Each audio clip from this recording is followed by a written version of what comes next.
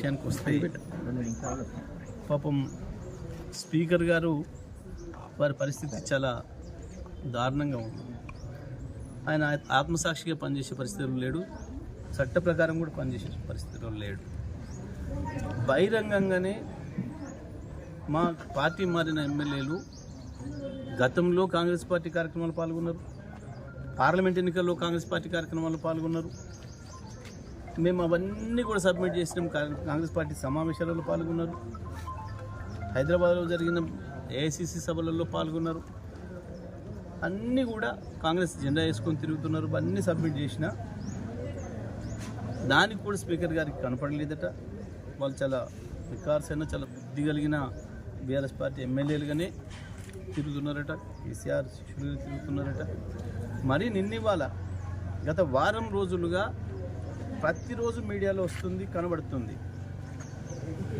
Gadwal MLA స్పష్టంగా కాంగ్రెస్ ర్యాలీలో పాల్గొని కాంగ్రెస్ అభ్యర్థులకు గెలిపించుకోవాలి మనం అని చెప్పాడు.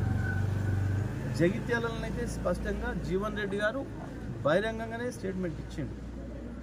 మా 30 సీట్లు కాంగ్రెస్ పార్టీ సీట్ ఎట్లు ఇస్తావు నువ్వు, నేను ఎట్టి బస్సులో ఒప్పుకోను, 50 సీట్లు నాకు కావాలని. ఆయన సంజయ్, డాక్టర్ సంజయ్ ఎమ్మెల్యే ఇంత స్పష్టంగా కనబడుతుంది. అయినా సరే స్పీకర్ గారు ఆ పిటిషన్ డిస్మిస్ చేయడం అనేది దురదృష్టకరం. వీళ్ళకి ఏమాత్రం చట్టం అంటే గౌరవం లేదు, న్యాయం అంటే గౌరవం లేదు. తప్పకుండా మేము కోర్టులో తేల్చుకుంటాం. వాళ్ళని డిస్క్వాలిఫై చేయడం అనేది ఖాయం. స్పీకర్ గారి ఏకపక్ష నిర్ణయాన్ని ప్రజలందరూ కూడా గమనిస్తున్నారు. ఏమాత్రం ఆయన ఒక స్పీకర్గా న్యాయబద్ధంగా ప్రవర్తిస్తలేరు అనేది స్పష్టంగా అర్థమవుతుంది.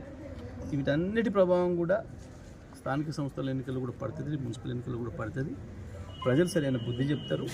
కోర్టు ద్వారానైనా మేము వాళ్ళని డిస్క్వాలిఫై చేయిస్తాం, వాళ్ళని ఓడగొట్టి తీరుతాం. విషయానికి వస్తే పాపం స్పీకర్ గారు వారి పరిస్థితి చాలా దారుణంగా ఉంది. ఆయన ఆత్మసాక్షిగా పనిచేసే పరిస్థితులు లేడు, చట్ట ప్రకారం కూడా పనిచేసే పరిస్థితుల్లో లేడు.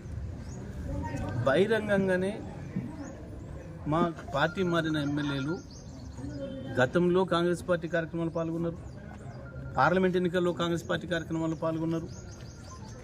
మేము అవన్నీ కూడా సబ్మిట్ చేసినాం. కాంగ్రెస్ పార్టీ సమావేశాలలో పాల్గొన్నారు, హైదరాబాద్లో జరిగిన ఏఐసిసి సభలలో పాల్గొన్నారు.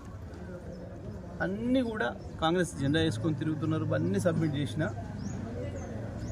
దానికి కూడా స్పీకర్ గారికి కనపడలేదట. వాళ్ళు చాలా వికార్సైన చాలా బుద్ధి కలిగిన బీఆర్ఎస్ పార్టీ ఎమ్మెల్యేలుగానే తిరుగుతున్నారట, కేసీఆర్ శిష్యులుగా తిరుగుతున్నారట. మరి నిన్నివాళ గత వారం రోజులుగా ప్రతిరోజు మీడియాలో వస్తుంది, కనబడుతుంది. గద్వాల ఎమ్మెల్యే స్పష్టంగా కాంగ్రెస్ ర్యాలీలో పాల్గొని కాంగ్రెస్ అభ్యర్థులకు గెలిపించుకోవాలి మనం అని చెప్పాడు.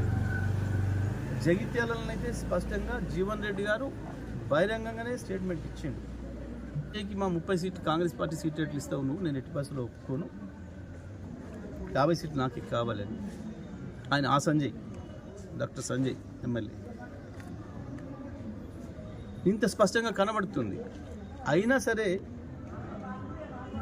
స్పీకర్ గారు ఆ పిటిషన్ డిస్మిస్ చేయడం అనేది దురదృష్టకరం. వీళ్ళకి ఏమాత్రం చట్టం అంటే గౌరవం లేదు, న్యాయం అంటే గౌరవం లేదు. తప్పకుండా మేము కోర్టులో తేల్చుకుంటాం. వాళ్ళని డిస్క్వాలిఫై చేయడం అనేది ఖాయం. స్పీకర్ గారి ఏకపక్ష నిర్ణయాన్ని ప్రజలందరూ కూడా గమనిస్తున్నారు. ఏమాత్రం ఆయన ఒక స్పీకర్గా న్యాయబద్ధంగా ప్రవర్తిస్తలేరు అనేది స్పష్టంగా అర్థమవుతుంది. వీటన్నిటి ప్రభావం కూడా స్థానిక సంస్థల ఎన్నికలు కూడా పడుతుంది, మున్సిపల్ ఎన్నికలు కూడా పడుతుంది. ప్రజలు సరైన బుద్ధి చెప్తారు. కోర్టు ద్వారానైనా మేము వాళ్ళని డిస్క్వాలిఫై చేయిస్తాం, వాళ్ళని ఓడగొట్టి తీరుతాం.